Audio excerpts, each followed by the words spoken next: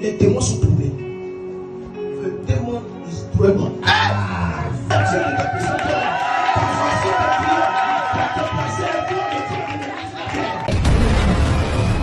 Écoute-moi, le cri de cet homme a fait que les gens le poussaient. Les gens le repoussaient. Et quand on parle de repousser, on parle des gens qui l'empêchaient de sa chose. Donc si on voulait se baser sur sa manière de crier, Jésus n'allait pas l'entendre. Pourquoi? Parce que ceux qui étaient autour, tous ceux qui étaient autour du bâtiment, l'empêchaient de crier. Donc si on se base sur ça, personne ne va l'entendre. Parce que tout le monde veut l'empêcher de crier. Mais Jésus ne regardait pas ça. Jésus regardait au cri. Mon thème de ce matin, c'est le cri de bâtiment. Tu veux te faire comprendre quelque chose ce matin. Tu n'as pas besoin que tu passes ton temps à bavarder beaucoup dans sa présence. Il y a des niveaux de difficultés où on ne prie plus doucement. Il y a des niveaux de difficultés où on ne prie pas dans le cœur. Ton affaire de je prie dans mon cœur, il y a des niveaux où ça s'arrête.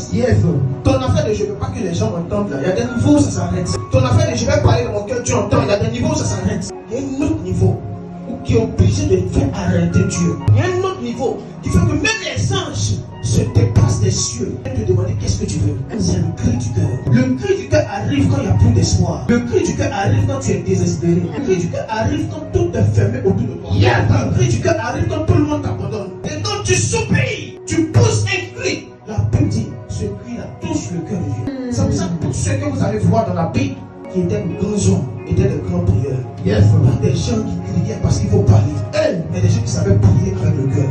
Parfois, il y a des situations, c'est pas en parlant doucement que ça va changer. Parfois, il y a des situations, c'est pas en parlant doucement que ça va changer. Vérité, il y a des situations, hausse le ton. Il y a des situations qui doivent faire sortir ta voix. Il y a des moments de la vie où on prie doucement. Non, on prie doucement.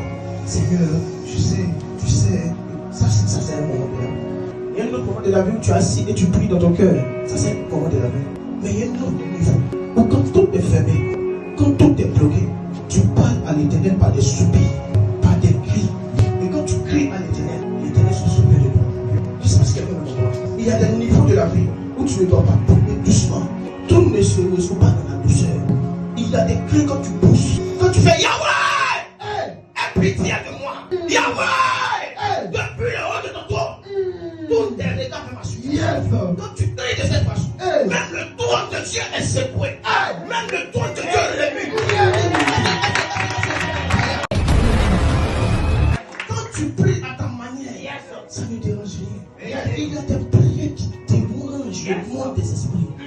Il y a des prières qui apportent quelque chose dans le monde spirituel.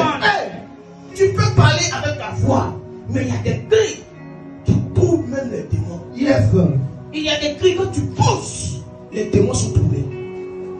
Le démon est vraiment. Le démon est vraiment. Il y a des cris quand tu pousses, les démons sont tombés. Non, les démons ne savent pas.